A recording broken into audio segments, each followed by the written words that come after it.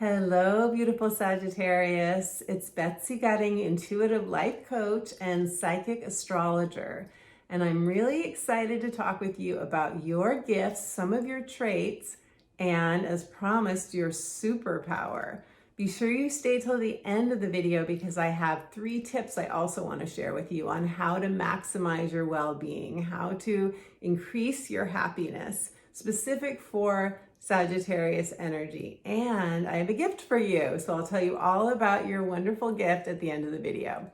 So let's get into it. First of all, Sagittarius, I have a little confession to make. I'm a Gemini sun. I'm across from you on the wheel. And so I have a thing for you. I have to tell you, I absolutely love Sagittarius energy. My daughter's a Sag rising. My mom was a Sag moon. You guys are so much fun. Now, I know this isn't anything new. I'm sure you hear it all the time. I'm sure you're like, yeah, I'm fun. Like, tell me something I don't know.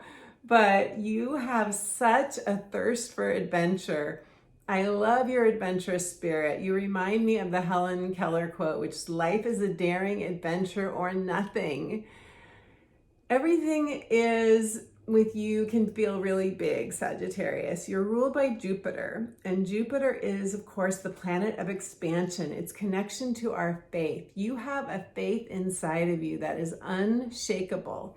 Now, it's possible that you would say you were at one point very connected to a specific religious faith, and you went through a dark night of the soul with that. It was oppressive to you, and you transformed out of that into what you would call now more as spiritual. Some of you are still probably very religious, but all of you, whether religious or spiritual, you have a very clear connection to the divine.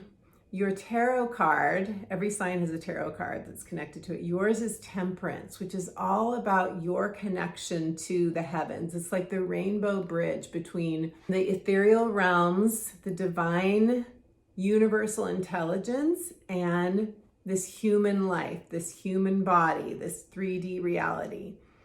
You came here to be a bridge between heaven and earth, to be a bridge between heaven and earth. That's kind of big if you think about it.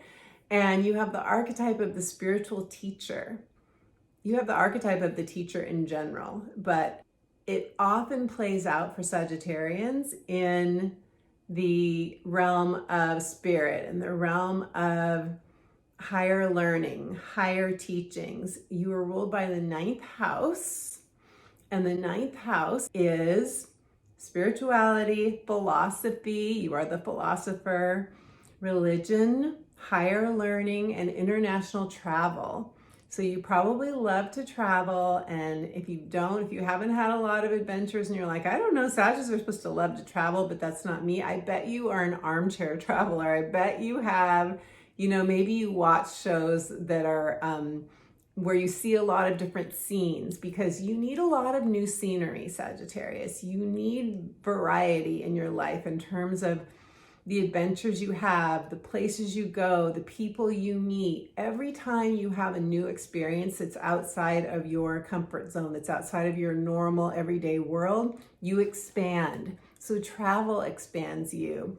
Learning about other cultures, learning other, religions, that might expand you as well, but also languages expand you. You need to have exposure to things that you did not grow up with. That really makes you feel more alive and more expansive.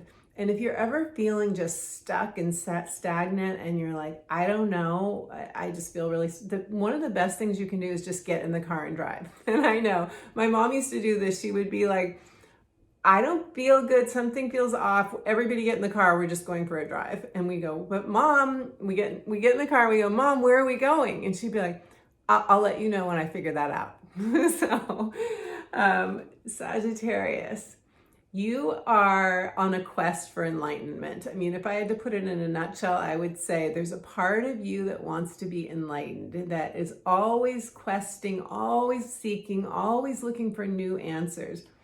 As I said, you're here to expand, but it's not just that you want to know your life purpose. There's a calling. You always want to know, what is my next calling? What am I being called to do next? You may be someone who's reinvented themselves numerous times. You've probably had more than one career, or at least a lot of different kinds of jobs. And at some point you may have judged yourself for that, or other people may have judged you and said, can't you just settle on one thing? No, because you're here to have a lot of different experiences, very similar to Gemini in that way. And it's funny because, you know, with a lot of opposite signs on the zodiac, they're really different and they really don't like each other's energy, but Sag and Gemini have a lot of things in common. And so they tend to really feel attracted to one another. There's a wild child inside of you, Sagittarius. There's a part of you that wants to do things very differently than other people. But, and this is really interesting, the but is that sometimes you can feel a push-pull between the part of you that wants you to be very nonconformist, very different, let your freak flag fly, and then the part of you that's like, no, let's just conform to everyone else. It's just easier that way. And I'm not saying you want to be a conformist. No, that's not it. But in any moment, you may feel like you're sort of pulling in and you just don't want to go through the hassle of other people calling you out or even calling attention to yourself in that moment. So you may feel like part of you, the wild child in you, has these impulses to do things really differently, to stand on the corner while you're waiting for the light to change, and, you know, dance or sing out loud, or just tell people what you really think, because you're very forthright in your communication. You're very honest. You are not going to mince your words, and you've probably gotten in trouble for that. Your Sages are sort of famous for putting their butt in their mouth, but it comes from a good place. It doesn't come from a place of wanting to hurt anyone's feelings. You're very genuine. You really love people. You really want to help people. It just, sometimes it can just come out the wrong way. And it's because you want to be truthful. You're all about the truth. You want to tell the truth. It's within you. You can't tell a lie. You just, sometimes a little bit more diplomacy could help. Probably that's not you. It's probably another Sag that you may know. You can give them the advice. I'm going to flag this as your number one superpower. Your faith is what gives you that eternal optimism, that sense that no matter how bad things get, no matter how many setbacks you have, you will always bounce back. You will always come back. You may feel like you've already had a number of lifetimes in one lifetime. There is something about you that feels so tethered to the higher realms that you just know in your body, in your mind, in your spirit, in your faith, you just know that things are going to be okay. You may even have the sense of protection, like I am protected. It could be like by a guardian angel or by God or by spirit, by whatever. There's something in you that makes you feel like it's going to be fine. I'm going to be fine. Everything's going to be fine. And even better than that, everything is going to be great. Sagittarius, you need a certain amount of balance in your life. Now, yes, we all need balance, but it's about finding a balance between your passionate self and your laid back self. There's a part of you that would just go on vacation forever and just, you love the outdoors, you love being in warm water, I'm guessing. You love that, again, different horizons, new horizons, travel, adventure, relaxation. I bet you're really good at relaxing, Sag. And then there's the part of you that's on a quest, that's super passionate, that gets that feeling of, I just know I have to go do this thing. I just know. And that part of you is always trying to, is always getting the fire lit in your heart and always wanting to do the next thing. What's my next calling? How can I do that? And so you need balance between the two. This card, this is your card in the tarot. This is the Motherpeace deck. This is the Temperance card. And you can see she's half dressed, half naked.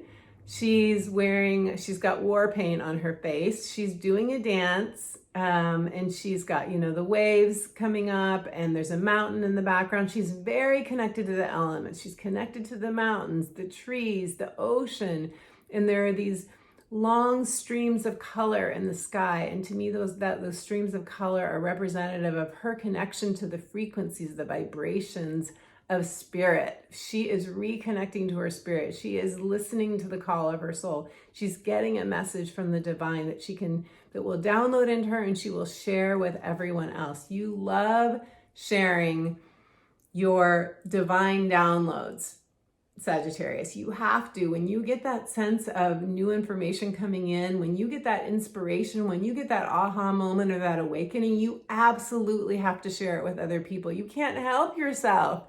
You have to share it. And, some of you who are more religious and feel like you're called to, you could even feel like someday I'm going to be one of those people who's standing there just proselytizing. I'm going to be the preacher. and some people are called to do that, no question. One way that you can really raise the vibration of whatever you have to share is to stay open, stay curious. Borrow this quality from Geminis of having no judgment toward anyone else for what they think. You are here to accept that everyone has a different frame of reference. Everyone has a different thing that they want to share. Everyone has different belief systems. And there's no one right or wrong belief system. And for some Sagittarius, that's kind of hard. It's like, no, there is actually one right belief system, and I'm going to talk about it. And that's fine. That's great if that resonates for you. But the quest for enlightenment, if you resonate with that, wants you to know that some people will resonate with you and some people won't, and that's okay. It doesn't matter, because you're here to share what you're here to share with you. Oh, one more thing, Sag. Freedom. Freedom, Sag, you need freedom. I know you already know this. You're very spontaneous. You love the magic of the universe. You love synchronicities. Whenever a synchronicity happens for you, you're like, yes, I live in a magical universe. Yes, I love this so much. Now, here's the thing. You're very independent. Some people might even call you a loner, but that's because you sometimes have to just break free from everything that you feel tethered to in order to feel yourself again. If people want to tie you down, if people want you to like really commit to things that you just can't commit to, it's not going to work for you. You have to have a certain amount of spaciousness, of flexibility. You often like deciding what you want to do at the last minute, so to speak. You don't want to be fenced in. Don't fence me in. That may be one of your mantras, Sag. Okay, so now the 3 things that I wanted to share with you. Number 1, prioritize self-care. This is so important for you because you can get so easily burnt out and just run on your fumes, because you have quite a bit of fumes, Sag. You have a lot of power and a lot of energy, but you'll feel like you have a more balanced life, more temperance in your life if you prioritize your self-care. It's okay to say no to people. It's okay to disappoint people sometimes. Sometimes you have to for your own well-being. Tip number 2, this one you're not going to like, I promise you, but just hear me out. Okay, tip number 2 is practice delayed gratification. Who wants that? We all want to feel gratified. It's just that there are times when there's a part of you that just wants to escape. I know you understand this. I know you've experienced it. When you feel like, do I just want to escape, or like, what do I need right now? Just pause and ask yourself, what do you need most? What does your heart most need? Connect with your spirit and find out. And you may find that you're surprised by what you actually need. And tip number 3, have a spiritual practice. Whatever it is for you, a daily spiritual practice. It can be 20 minutes of journaling. It can be 5 minutes of prayer. It could be an altar that you create in your home that you go to and pray to your ancestors, your angels, your divine connection, your source, God, whatever it is for you. But you need a spiritual practice to stay grounded. So my Sag friend, it's been so much fun reading for you. So much fun. So I would love to know, did you enjoy this video? Leave me a comment below. Let me know what resonated for you. Don't forget to give it a thumbs up and subscribe so you don't miss my next video. Turn on the bell notifications. You'll know as soon as I upload. And I would love to do a personal reading for you. If you'd like a personal reading, if you'd like to know where the planets are in every area of your chart, you have 12 different planets, sun, moon, rising, and many others as well. The current transits, how are they affecting your life? The year ahead, how does the year ahead support what you want to create in your life, your empowerment, your success, your relationships, your heart's desire, your heart's true calling? I can help you with all of that. And I'll tell you, my book, The Magic of Saying Yes, Answering Your Heart's True Calling, is totally up your alley, Sagittarius. So I will leave the links to all of that below, my website, my book, etc. And I promised you a gift. My gift for you is a guided meditation, returning home to your heart, returning home to yourself. Go to my website. It's an instant download. When you sign up for my updates, instantly download your meditation, and I think you'll find it soothing and help you reconnect to your spirit. And so I'm sending you all my love until we meet again in my next video.